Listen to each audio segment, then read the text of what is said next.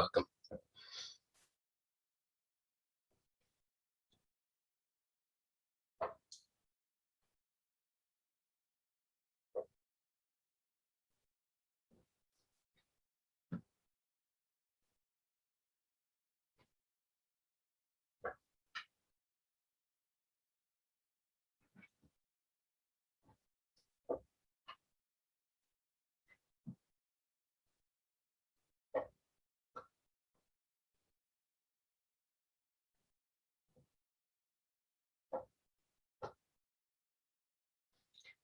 So let's start with the problem.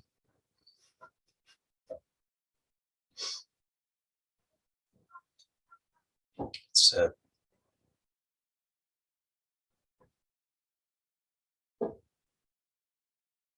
really the only thing we can talk about, actually. So let's start there. So just look directly for yourself right now and see what is the problem. And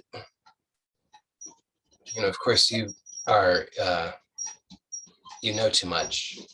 So you know that there's no problem. So your mind can play a game and say, oh, there is no problem. But just look to see. So you have a sense that there's a problem. So take a look.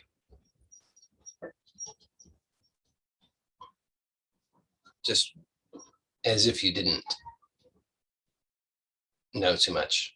Just like you don't know anything. Just take a look and see. So very innocently, there's a sense that there's a problem and we're just looking to see what it is. That's all.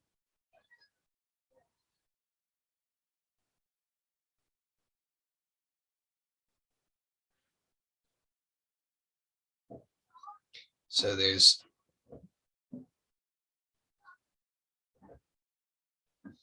if we just look at it in terms of in very simple terms, okay, then you can look and see that there's something that seems to be happening.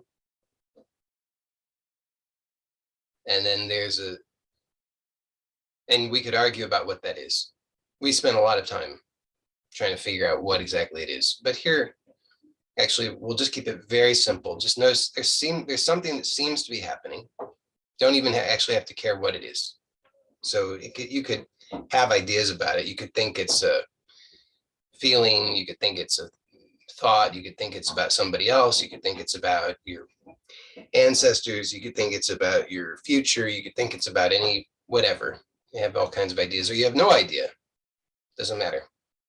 Here, just seeing there's seems to be something happening. Something. That's it. All we need to recognize, there seems to be something. Don't even necessarily have to know or have an idea what that is, or maybe we do have an idea, it doesn't matter.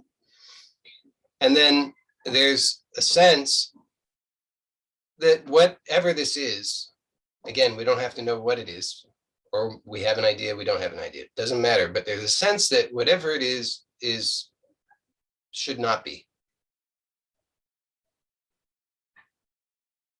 So just trying to keep it very simple. You can just hopefully recognize, I mean, it's so simple, it's hard not to recognize, but that's like the essence of the problem, isn't it? It's just that there's something seems to be happening. And then there's the sense that, or the thought really, or the belief or the position. And here, it doesn't even matter. We don't need to, I'm positing all of these different ways of describing it only because I don't want you to think that it really matters all that much. Any way you think of it or conceive of it, it doesn't matter, but just see what I'm pointing to. There's some sense or thought or belief or notion or position that says this shouldn't be. So that's really fundamentally all that's going on, isn't it? It seems that there's something happening, and then there's a position toward that saying this shouldn't be, this is problematic. Everything else flows out of that, all the other complications, all the thoughts and ideas and theories and codes of conduct and morality and all the rest of it. So now, of course, from one moment to the next, and surely you can notice this, all you have to do is just be still for a moment, and you'll see from one moment to the next, the details of whatever this is that's happening are changing. And so then all the thoughts and the theories about it change. So one moment we say, oh, it's this sensation. Sensation is the problem. It's like I feel bad, or because there's pain. Or we say, oh, it's because of that thing that's happening, that dog barking, or that, the neighbor making that noise, or the, whatever that is, my own family members. So anybody, presumably, it's been my experience, so I'm going to generalize, but most likely anybody who's sat quietly for long enough,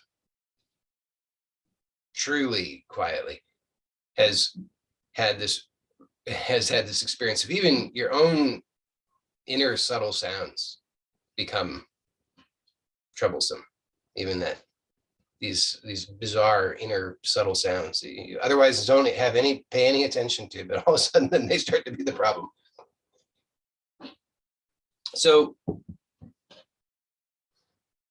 one moment to the next, the idea about the problem, the details of the whatever it is that seems to be happening, it's changing, isn't it? One moment we think, physically I feel okay, mentally I'm agitated. The next moment, mentally I'm okay, physically I'm agitated. The next moment, it's about now all of a sudden somebody is doing something outside that seems to be troublesome. That settles down. The next moment, oh, I don't feel well again. The next moment, it's just one thing after the next.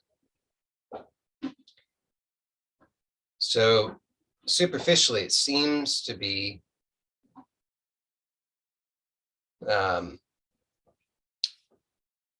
this constant change.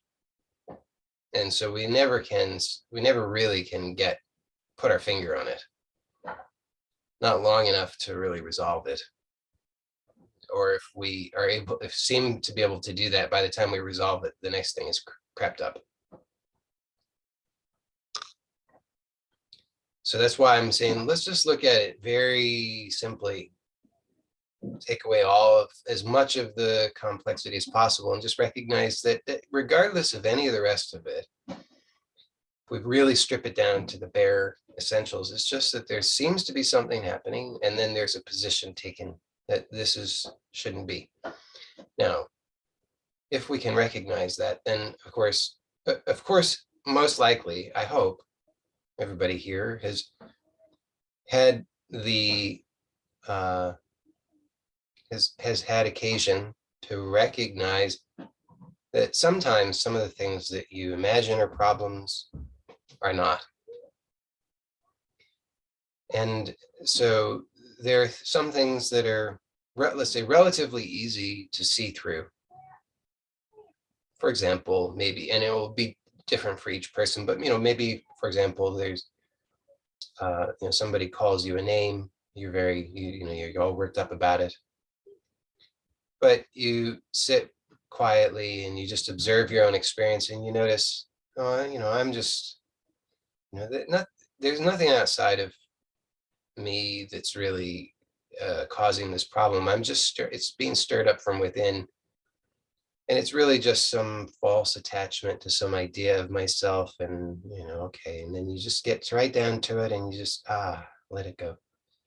And you discover that whether that particular phenomenon comes or goes, whether it remains for a while or it disappears instantly, it actually doesn't matter at all.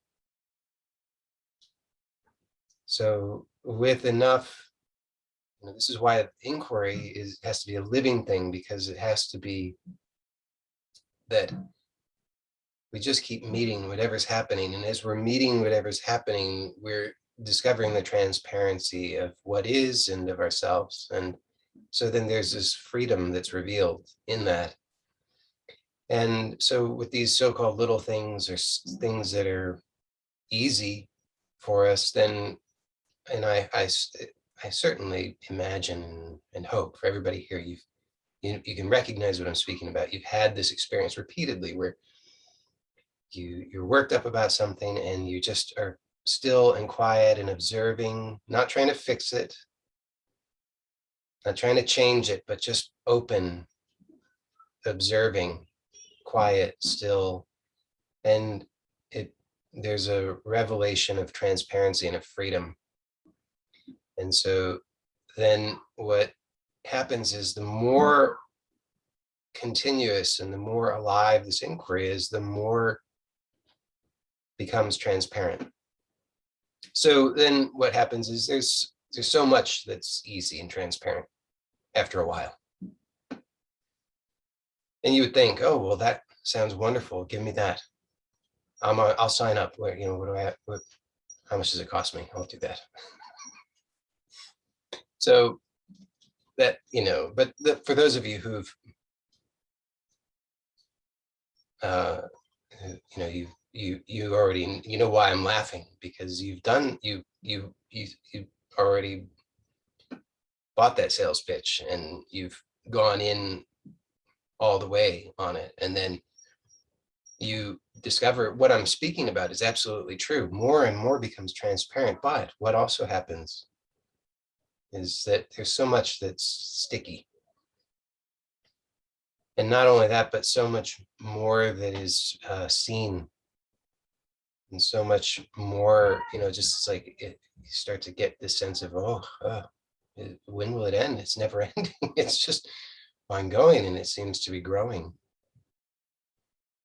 It's like this well that is bottomless. It just continues, you just keep drawing from the well, and the more you draw, the more there is. So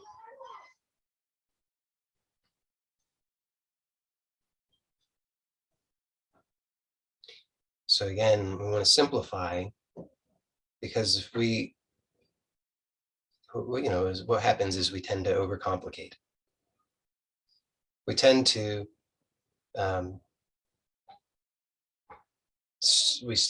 fall into the trap of our own narrative again and again, because we keep regenerating that narrative that I'm getting somewhere and I'm achieving something and I am fixing something, even though I know I'm not supposed to be fixing anything, but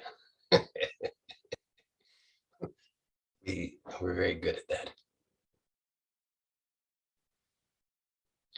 And it's not bad. It's just that it's painful, isn't it? It's very painful. It's painful to realize how you've done it again. Here you are again in this mire of your own narrative, trap of your own creation, where you've been seduced by this notion that you're going to be supremely victorious and you're going to get to have things how you think they should be. And then you'll be happy, you see. So what does that sound an awful lot like? It sounds like conditional happiness, conditional freedom. So it's always painful, but also here's the real invitation. And this is the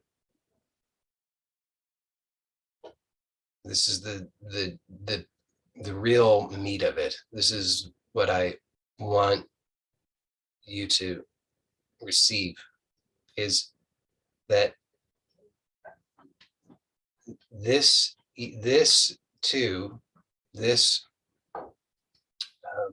mire of self-deception, this too is a expression of grace. And what do I mean by that? That's kind of a loaded term, but what I mean by that is that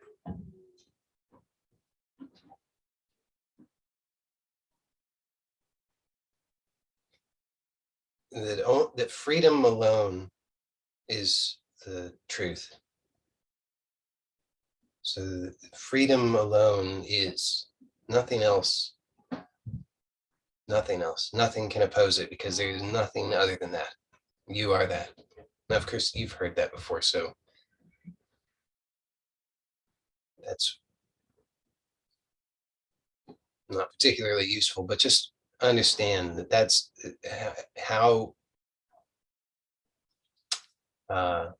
that's the context that we have to be returning to over and over, is understanding that we exist in that context as that context, even if we don't fully understand it yet, or whatever the case may be. We have to return to that and then view from that context, okay, freedom alone exists. So this that I am perceiving now, this that I perceive as the problem, this what I'm and again, we're simplifying it so that it's just all we have to see is that what is the nature. I'm perceiving that there's a problem. What is the actual nature of this? Well, there's something that seems to be happening.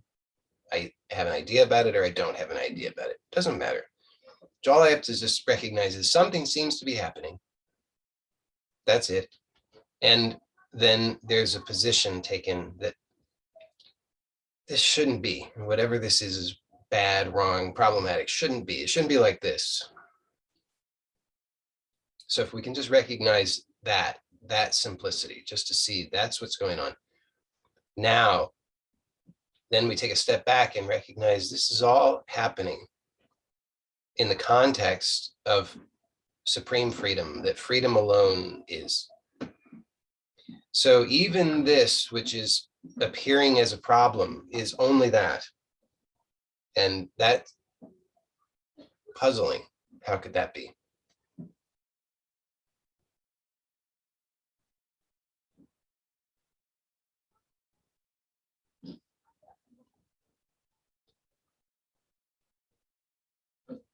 So you see, we're having to, what we're doing is we're leading our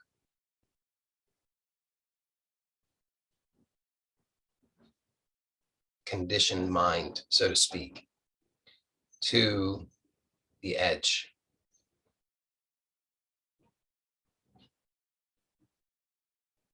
So if you're, so it seems very logical. You just follow the sequence. Hopefully everything I'm saying is pretty simple. I know some of it's a little far out, but just follow the simple stuff. Okay, come back to the simplicity of it. Why are we here? What is it that's motivating us? It's because we perceive there's a problem. Okay, we just have to keep it really simple. There seems to be a problem. That's what's motivating us. Now, what is the nature of this problem? Well, let's look. If we look at our own experience right now, so just look at your own experience. What is the nature of the problem? You have to ask yourself. Well, is it something that's does not seem to be happening? Obviously not. It's something that seems to be happening. Right? So we can see, okay, something that seems to be happening. Now we have an idea about it. We don't have an idea about it. It doesn't matter either way. Either you do have an idea or you don't have an idea, but actually you see, it doesn't matter because that idea is constantly changing certainly from one year to the next, one decade to the next, but usually, 1 second to the next, actually. So the idea of the problem changes, but if we look at keep it so much simpler than that. It's just simply that there seems to be something happening, and that there's this sense that whatever it is that's happening shouldn't be. It can't. You see how simple we can keep it? That's it. I mean, that's really all there is to it. The mind wants to build it up into something really complex, but you see that never gets anywhere. That's actually just the mind staying in its comfort zone. You see, that's the mind's domain. It just keeps spinning round and round, making this something out of nothing, and then setting about the task of trying to resolve it or understand it. So here we're just keeping it simple intentionally. So now the mind has to just follow this. Okay, you see, mind, it's logical. We're inviting the mind here. Just look and see, yes, yes, this is true. There seems to be something happening. Seems to be a sense that there's something wrong with it. Now the mind is, hopefully it starts to, it's like this is the bait and the mind bites. Now you see what does the mind do when it bites? It says, now it gets agitated, doesn't it? It says, but I don't understand. What do I do? How do I fix this? How do I wrap myself around it? How do I sink my teeth into it? How do I get somewhere with this? Just tell me what to do. Who wants to know? Hopefully I'm describing you. I mean, I'm trying to keep it very simple, because at this simple level, all of us can hopefully agree. So the mind wants to know what to do. Now we've led the mind here. Now the opportunity, the invitation really is just invite the mind to do something it doesn't often do, but that, oh, it so desperately needs. And just invite it to peer over the edge. We've led it right to the edge. It's followed logically, step by step. Yes, it's true. Seems to be a problem, something going on. I don't like it. Okay. Now, it wants to stay there where it's comfortable, away from the edge. It doesn't want to go all the way to the edge. It wants to stay in just its own domain where it can just spin around and around. What is this called? And who started it? And why and it's unfair.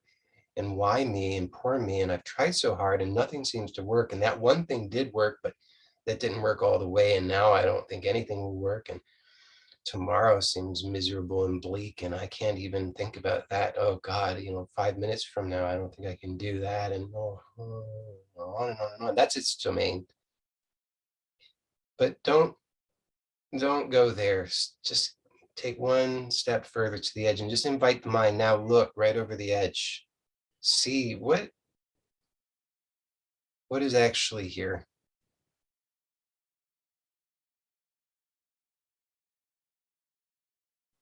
And if you sincerely look, what you have to see, and I'm inviting you to look right now,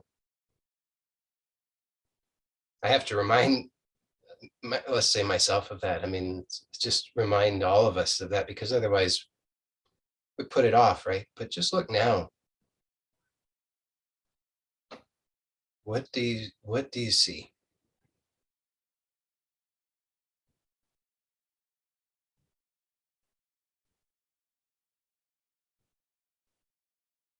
And if you're sincere, you're peering over the edge, so to speak, you have to admit, I don't know.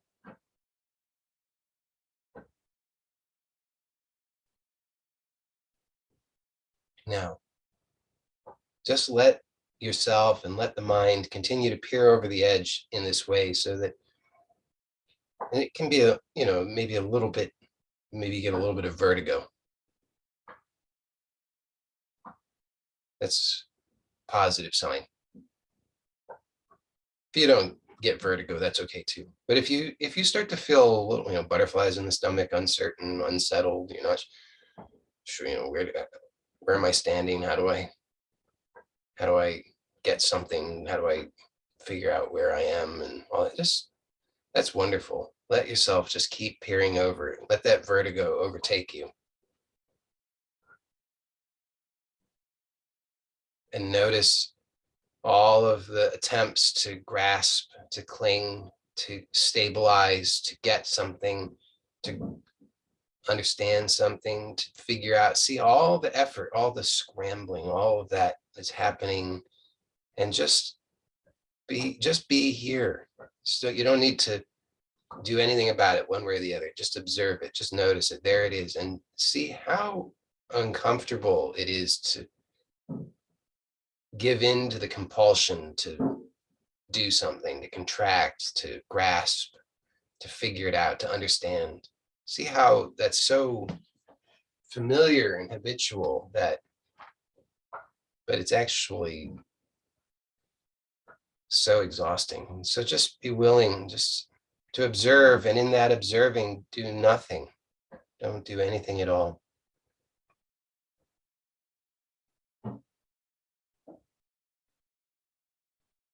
As you do nothing at all, perhaps you start to notice this openness. And that openness isn't even just out in front of you or below you or observed by you, but it is actually your own experience of yourself. Now, of course, you can't understand that, so don't try, but just notice it. Just notice that that openness is here. It's profoundly intimate.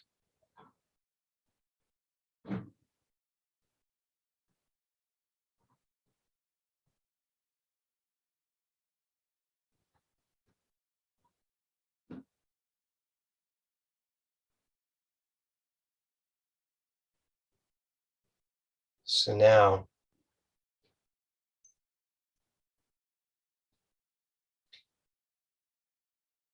usually there's only so much of this that we can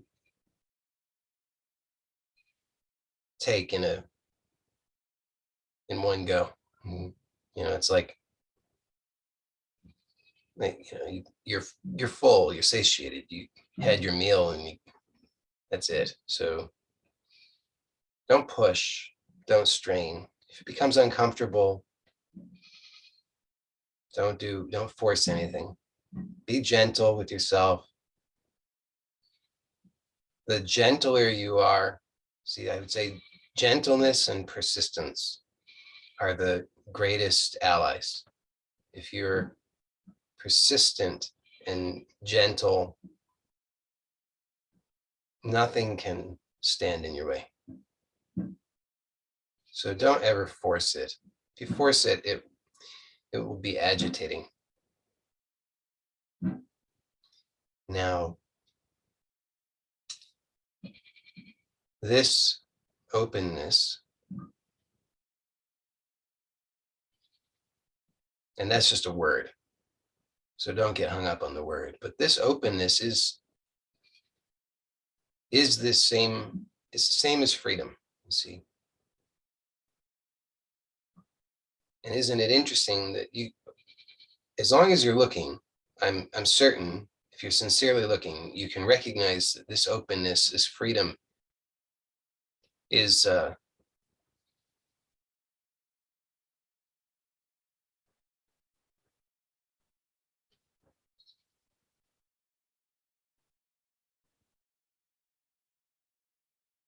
is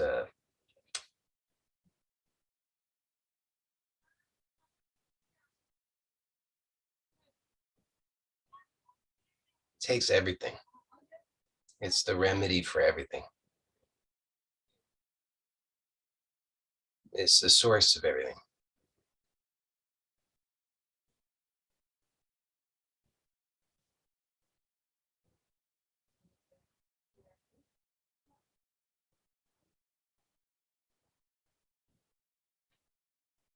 So the more familiar you become with it, that's why I say the persistence and gentleness are the greatest allies, because the more familiar you become with it, the more that it takes everything. So you can just surrender everything to it. You notice that in the instant that you are truly giving everything to this observation, when you're really just peering into it, surrendering everything to it, in this one instant, what happens to the problem?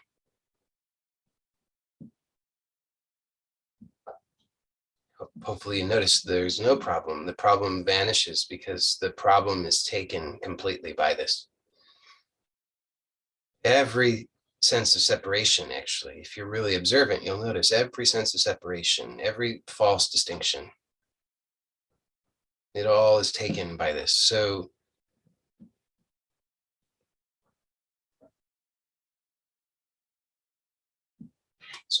now you'll recall I said that through this kind of inquiry, we learn of the transparency of things, the transparency of ourselves, the transparency of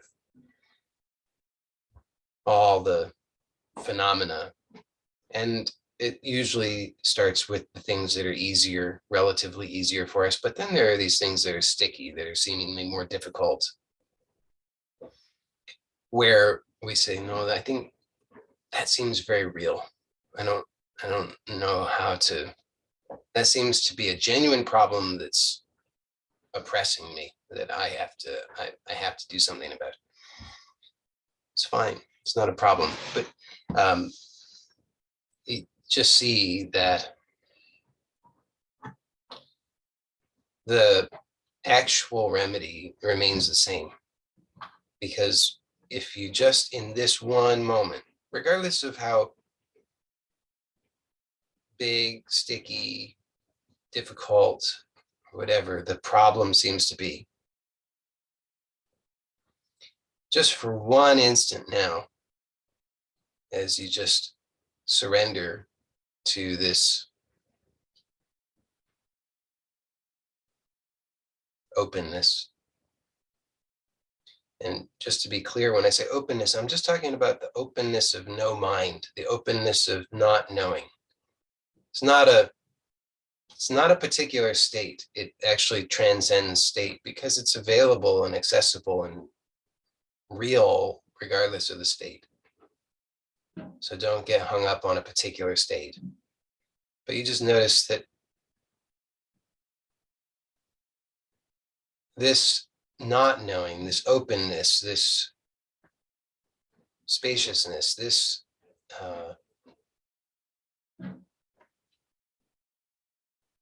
pure potential in that you can just surrender to in this instant, that it in this one instant, forget about what happens next, but for one instant, one fraction of a second,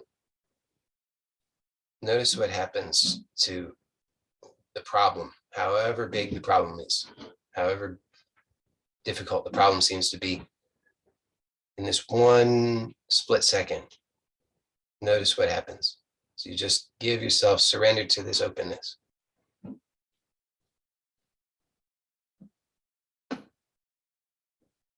You see that if you just observe, you see the problem vanishes. And you recreate it again half a second later, of course, but that's okay. We don't need to concern ourselves with that. Just observe how for this fraction of a second, the problem vanishes.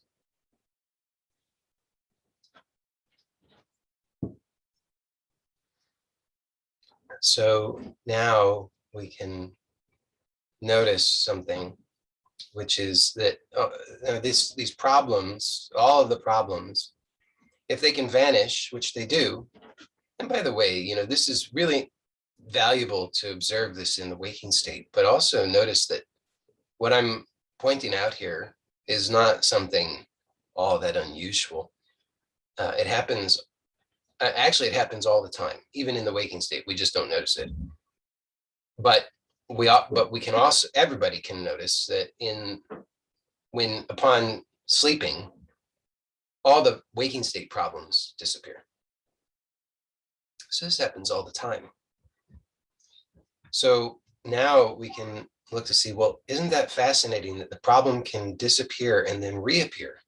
Now we have to ask ourselves, and we can use our intellect here, look to see now, this is a puzzle, okay? The problems can disappear. Hopefully we all can observe that now.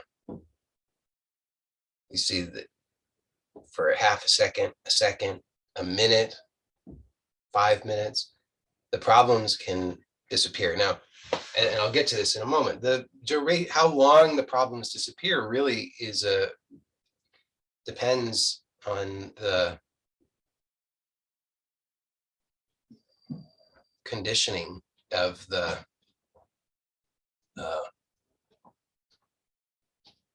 say nervous system.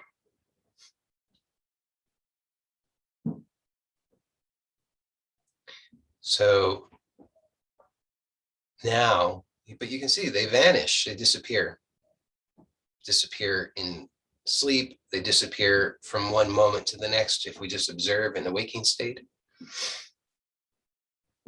So now we want to be curious, well, if the problem disappears, where does it go? I mean, vanishes. It doesn't exist. So is it the case that it goes somewhere else and then returns? It doesn't really seem like that's the case. So what's happening? And it's pretty obvious, actually. If you look, you'll see that the problem is it's not, it doesn't go somewhere else and then reappear. Actually, it's like there's a template, an impression for it, and that problem is in a sense resurrected or recreated. So it's a bit like, if you have a computer or a device of some kind and there's a file on it, then you turn off the device, then you turn it back on, you can access that file. Now, it's not really true that there's a actual file there, but there's an impression. And from that impression, it's like there's the template, there's the gist of the essence of that thing so that it can be recreated. And you see, that's what we're doing. So there's an impression. And every time we energize it, it's strengthened. So this is actually one of those, we call it a law, natural law, that seems to be operating at many levels, if not all levels, that there's this, there's in modern research into the nervous system, neuroplasticity, and all of that, that's seen that, oh yes, this actually does seem to be true. It was thought that at one time they thought, okay, there's these things called stem cells, but that can form into any kind of cell, but those only existed in the fetus, and then they don't exist in the adult. But then they find out, oh no, they exist in the adult too. And then they, used to think once somebody had a stroke and they lost some function, they would never be able to regain it. And then they've learned, no, that's not true at all. It can, at any age, regardless of what has happened, people can learn anything. They can gain or regain function of any kind. Notice where you think that's not true. The instant I say that, notice how you make the exception for yourself. Oh, not me. Not in this way. It's too late for me because of this thing that happened. Not possible. But actually, we know. See, what you're observing there is those impressions. You notice how it's like the impression is there. You're not shining the light on it. You don't notice it. The instant the light hits it, it's seen. Now you take that to be the truth, the impression. It's energized by the light. The light of what? The light of awareness. So that light of awareness or consciousness shines on the impression. It illuminates the impression, and then we see the impression and we say, that's truth. But the impression actually has no power of itself. It's inert. You notice that it's not even, it has no manifestation of any kind until it's illuminated. So that light is the only power. That light is that pure freedom. Can't be bound by the impression, can't be bound by the habit. You think, what, is the light of the sun bound by the objects it illuminates? Obviously not. So the nature of that light is that it illuminates. The nature of the light of consciousness is it illuminates. The nature of yourself is that you illuminate. These impressions that are illuminated are insentient, inert, but we make the mistake. Here it is, it's illuminated. Oh, that must be real. We overlook that it is the light that illuminates it, that gives it that sense of reality. The actual reality is the light itself. So now notice, and if you can observe, if you've been, and many of you have, you've been practicing self-inquiry in the style that I advocate for long enough that you've had repeated experiences that you can refer to now, that you can see exactly what I'm talking about.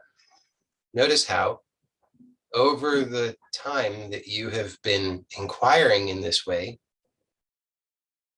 that many of those impressions have softened, reduced, disappeared entirely.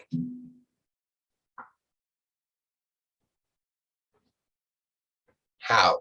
Did you get in there and try to change them? No. So there's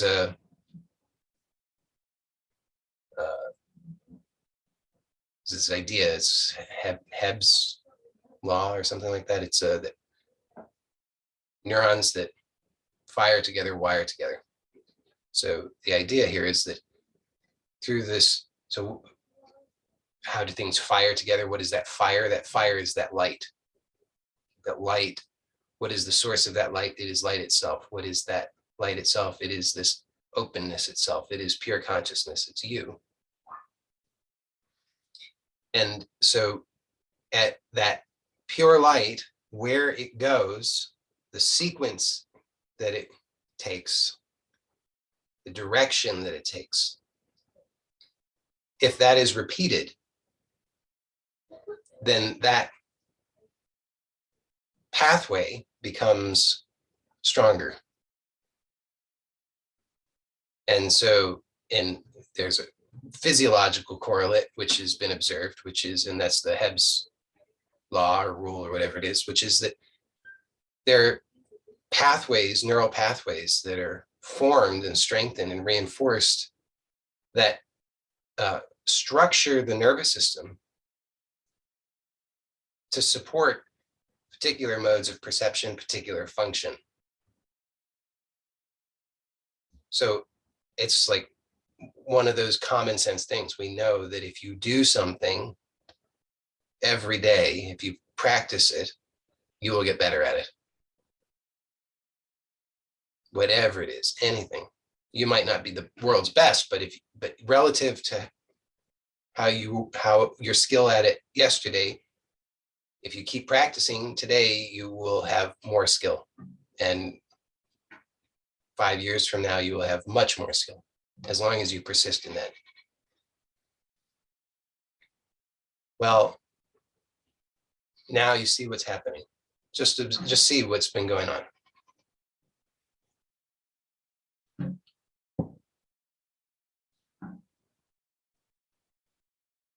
Again, if we bring it back to the simplicity of here's the problem.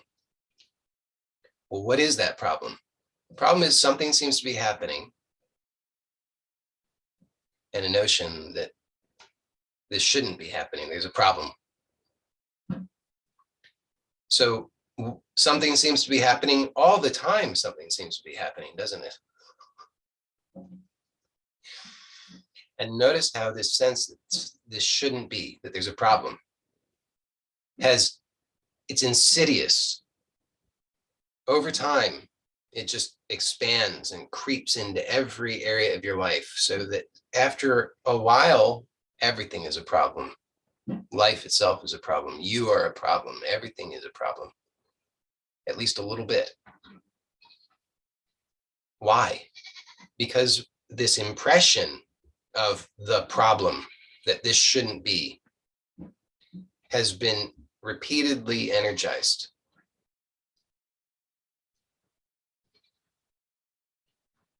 So those neurons have fired together and they've wired together. And it's shown that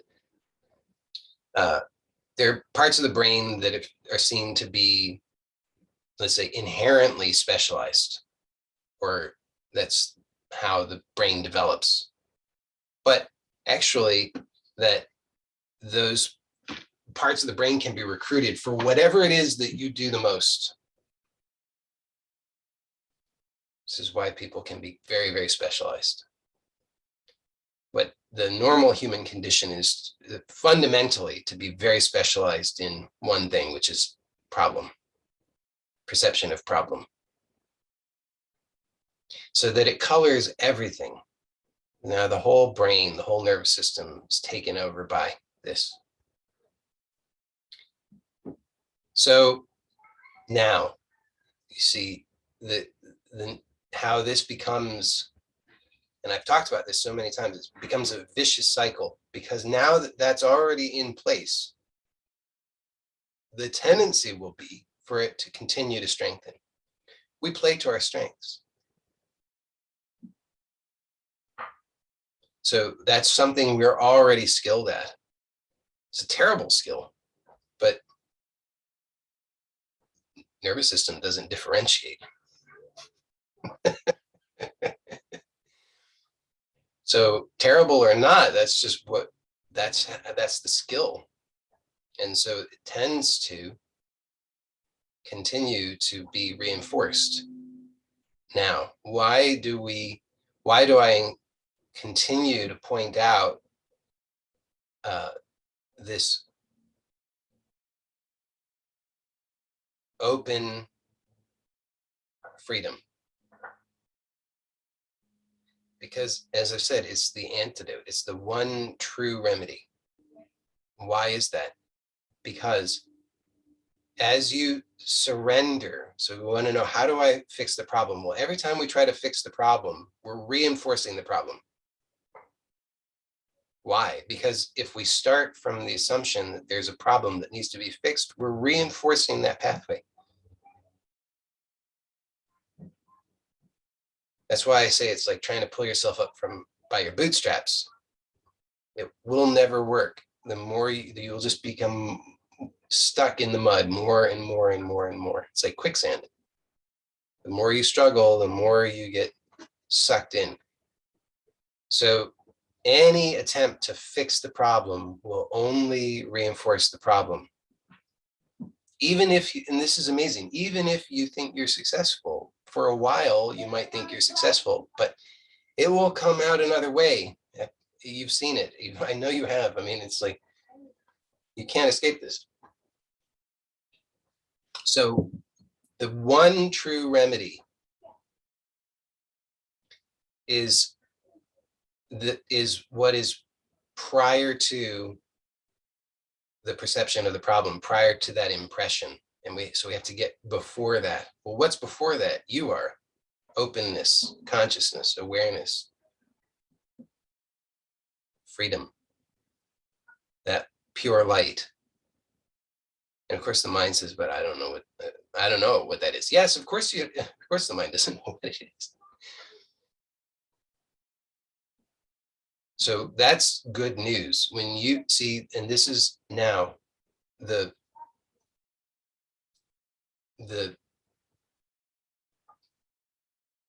importance of this.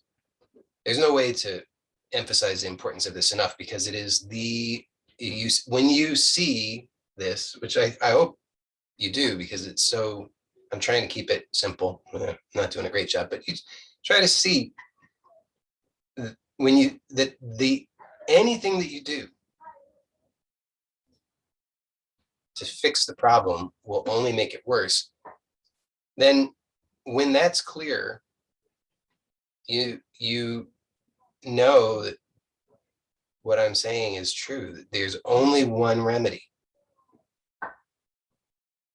And that remedy is to surrender to this openness, which is prior to the impression that insists that there's a problem. We have to get prior to that and rest there. Now, what does that do? What it does is it dissolves the impression So it's like we're going back to this stem cell state. Pure potential, anything can be. Okay, so here now, and this is an important point, because I had said I made this somewhat bizarre and provocative statement earlier that something to the tune of an expression of grace. So everything that occurs, and this is like what I'm about to say is what it will supercharge. Sorry for the stupid language, but it will supercharge this remedy. It will empower it dramatically. Is that everything that happens, everything that occurs, everything that appears, everything that at every level of experience, outward, inward, everything. When you are staying with the remedy, is that impression being dissolved. So what happens, normally we are that light. By our nature, we shine that light, and that light illuminates these impressions. And that's what we take to be what we call external reality or objective reality, or this world, or our sense of ourself, or whatever. And as I've already pointed out, the more that we do that unconsciously, habitually, what happens is that just gets reinforced. So there's a certain direction that things take because that pathway has been set into motion. That's begun. And so the tendency is it just keeps going that way, keeps getting strengthened. So that's the normal way of things. That's the way that most people are functioning. That's the way all of us have functioned most of our lives. Now, when we have this repeated experience of this freedom, this openness that is prior to all of that, that is unconditional, that is always the case, and we begin to rest in and as that, now what starts to happen is that trend of outward going energy begins to be reversed, and all of those things, those impressions, all of that begins to get drawn into this light or this source. It's like a reverse Big Bang, I guess.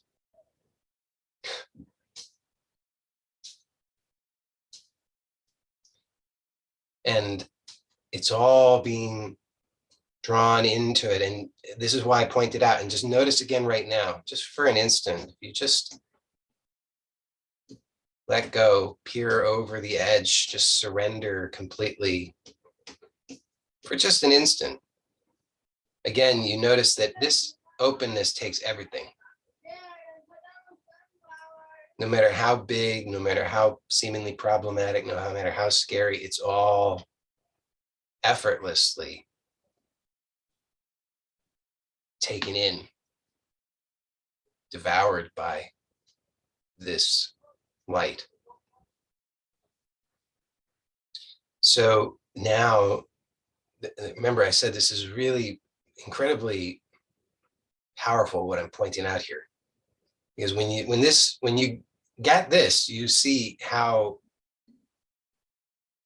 supremely easy, actually, all of this is. It's a little bit, the way I just said that is a little bit misleading. So take it with a grain of salt. Supremely easy and also the most difficult thing. But notice, in an instant, you can recognize this. So it's not problematic to recognize it for an instant. It's just to sustain that recognition may be more difficult. But don't worry about that right now.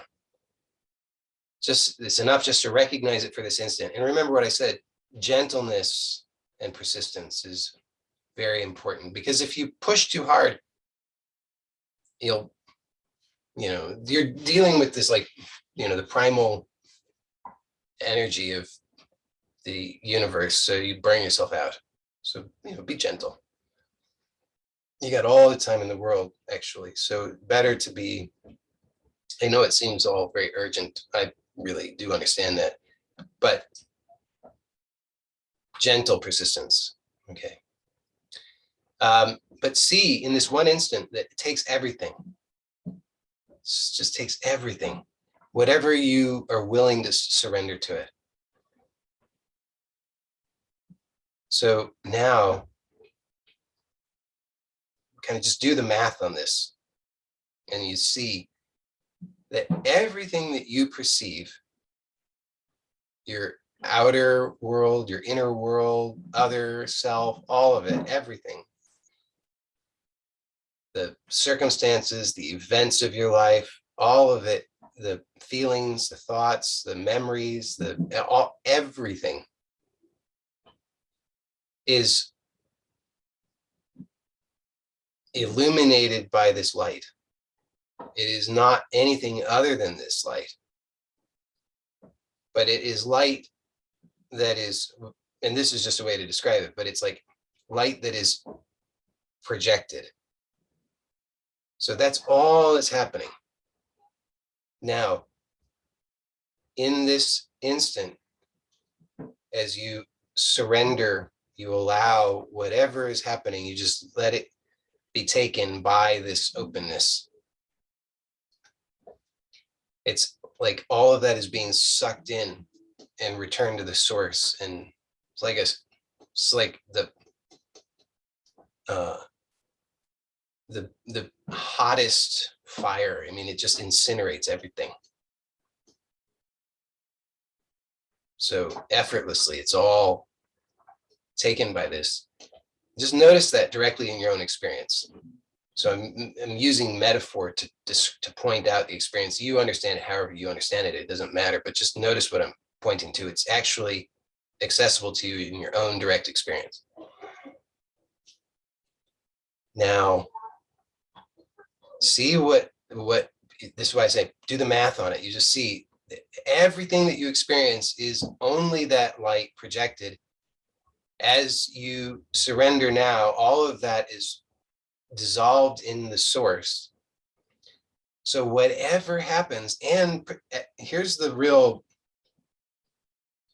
to put a point on it, especially the most sticky and troublesome seeming things are, that's why I'm saying it is an expression of grace, because the instant that you are experiencing or perceiving that means that it is being, it is here on the edge, ready to be surrendered into that primal incinerator. All you have to do is just be willing, just take your hands off of it and just let it go. Whatever it is, and see, the more you practice, the more you don't have to take it personally. It's like, that's one of those, 4 agreements. You're not supposed to take things personally. It's like, boy, that's good advice, isn't it? But good luck doing it. How on earth do you do that? This is how, you see, by practicing, you just surrender it to this pure light, this pure awareness, this pure source. And the more you do, the more it just is drawn in, and you don't even make the effort to attach it to it at all. Like the shame, the pain, the memories come. Oh, what a terrible so-and-so I was. Oh God, that was horrible. Oh, that too. All those things. And you just let them come. And it comes, you see, this is why I'm saying inner and outer, because it comes inward in the sense that memories, thoughts, images, sensations. Also outward, this is why, we can think sometimes, oh, it seems like actually my life in some ways, even though in some ways my life is getting better and easier, in other ways it seems like it gets harder, because it seems like now I'm more sensitive, and I'm more just recognize my own evil and badness and all this stuff more than ever before. It seems very difficult. But here, actually, this is why I'm saying it's an expression of grace, because these are those impressions that were there, dormant, but ready to be activated at the, just drop of a hat. Anytime you shine the light of awareness in that direction, there's the impression waiting to be eliminated. And by an act of grace, without you directing it, but by the intelligence of that light, of the light itself, it just now goes, it shines there, and it's retrieving it, you see. It's drawing it into its source. And all you have to do, and this is why I say it's the easiest thing and the hardest thing, all you have to do is just surrender. Just be open. Just notice that light. Notice the openness, the freedom, and just surrender to this process. You don't have to direct it, but just open. And the more, and here, it's another one of those things, you're supposed to be grateful, right? And like, gratitude is the thing you're supposed to do, because it's good for you. But how can you be grateful when you're not? So here again, the answer presents itself. We have to just surrender enough to trust in the process, and you will see, as I'm describing it, don't force the gratitude, just be open to seeing it in this way. And then the gratitude naturally comes, because you see, all of this is being taken, all of those impressions, all of the habits, all of the conditioning, it's being taken as an act of grace. And so then you start to see, okay, wow, this is happening. I'm, yet again, surprise, surprise, perception of problem.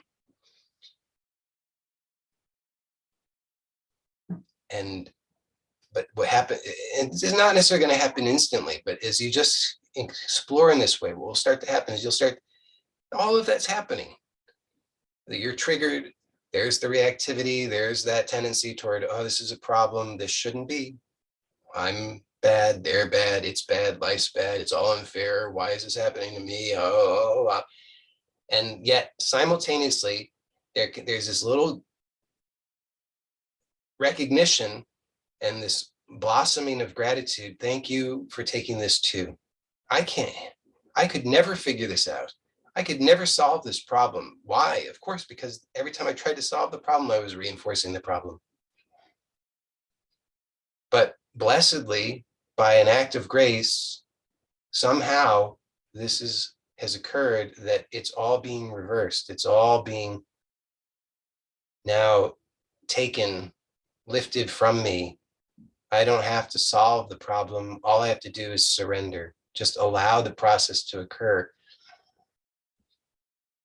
And like I've said, for many of you, you've done enough inquiry that you've recognized what I'm pointing to on let's say a smaller scale. You've seen this happen many times in your own experience. So what I'm saying isn't something new, but I'm putting it in a larger context so that you can see now it's the same, but you just at this larger level surrender and let that come alive in you, and you don't even have to do it.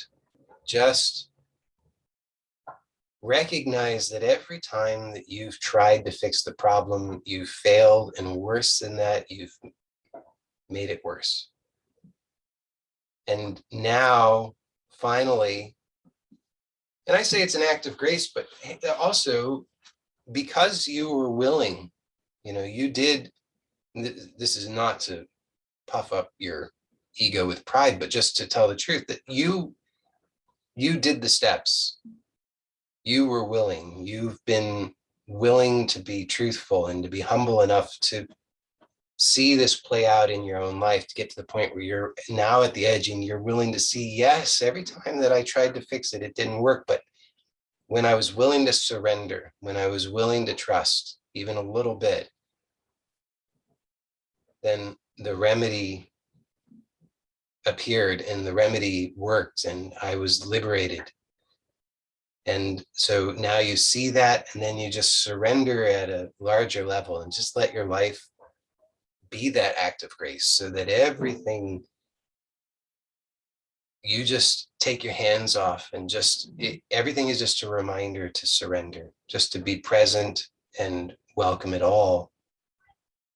And that honestly, you start to see, of course, I don't need to take it personally because it's not personal.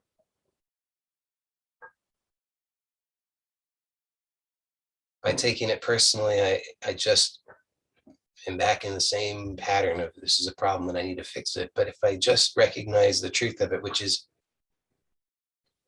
I'm just welcoming, allowing, then there's nothing that needs to be taken personally, and all of it finally can be received. All of it, this deepest, darkest, worst stuff, the things that you thought they were just fundamentally broken about you or that were unresolvable, things you didn't even realize were there. But when you see them in this way, you realize, wow, that's been at the heart of my sense of myself and the problem of my life all along. All of that is seen, surrendered, and received. So you hopefully can see this actually works on all levels. So whatever it is, whatever you perceive as the problem, whether you think it's physical, psychological, emotional, biographical, whatever it is, inner, outer, yourself, other people, anything, see how this process is working. It's just as simple as these impressions give shape to the light of pure consciousness that you are. That once the impression is there without sufficient conscious awareness, the tendency is for it to get reinforced. And every time you try to solve a problem, you're reinforcing it. But to just pause and notice that which is before the impression, before the mind, before the judgment, and just to surrender to that, just to surrender to that openness, and to surrender to that not knowing, and just remain here for as long as is reasonably comfortable, or a little bit beyond that, but not with aggression or force, because that will be too hard, not sustainable, but just as much as is possible. And then with frequency, repeat it often, many times every day. So it's better for a few seconds at a time, many times a day, than it is to try and sustain it for a really long time. Better just 100 times a day, 1,000 times a day for a second or two. And then you'll see those start to naturally, without any effort, they just start to become more and more. And you start to see that this pure light that is the source is just constantly drawing everything into it. And then rather than trying to fix your life, you just are surrendering your life, and you recognize this gratitude naturally. So that's it for the formal portion today. For those who are here live, we'll stay on for the Q&A. Just let me end this recording.